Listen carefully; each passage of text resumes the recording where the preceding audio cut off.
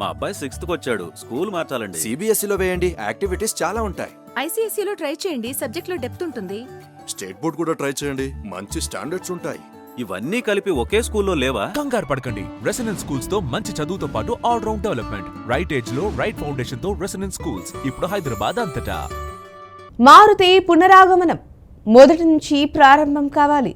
దర్శకులకు super స్టార్స్తో పనిచేయడం అంటే రెండు వైపులా పదునున్న కత్తితో పనిచేయడం లాంటిది.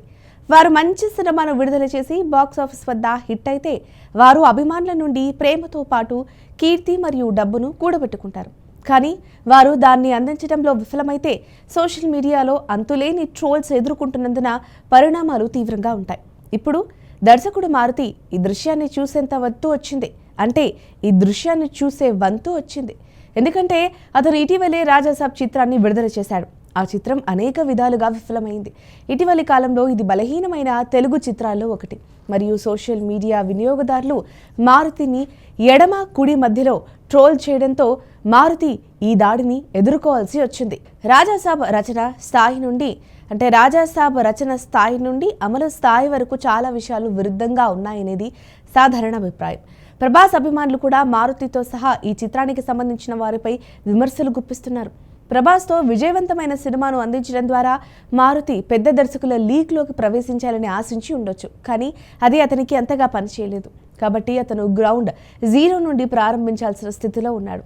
మారుతి స్వయంగా అసమర్థ చిత్ర నిర్మాత కాదు. ఎందుకంటే ఆయన మహానుభావుడు, భలే భలే మొగాడువై వంటి మంచి రచనలు చేసిన మరియు వాణిజ్యపరంగా విజయవంతమైన చిత్రాలను నిర్మించారు.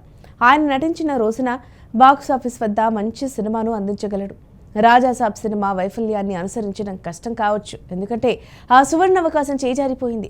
అదే సమయంలో డిజాస్టర్ మృగరాజు తర్వాత బ్లాక్ బస్టర్ ఒక్కడు తీసిన గుణశేఖర్, వినయ విధేయ రామ తర్వాత అఖండతో తిరిగి వచ్చిన బోయపాటి శ్రీను వంటి వారి నుండి మారుతి ప్రేరణ పొందాల్సి రావచ్చని కొంతమంది అభిప్రాయపడుతున్నారు. మారుతి ఇప్పుడు మళ్ళీ తన కెరీర్లో తన అవకాశాలను తిరిగి సంపాదించుకోవాల్సిన పరిస్థితిలో ఉన్నాడు. మారుతి త్వరలో వరుణ్ తేజ్తో కలిసి పనిచేయనున్నాడని ధృవీకరించని వార్తలు వచ్చాయి. కానీ అతని బృందం ఆ వార్తలను ఖండించింది. అతని నుండి సమాచారం కోసం మనం ఓపికగా వేచి చూడాలి. మరి మీరేమనుకుంటున్నారో కామెంట్ సెక్షన్లో మాకు తెలియజేయండి.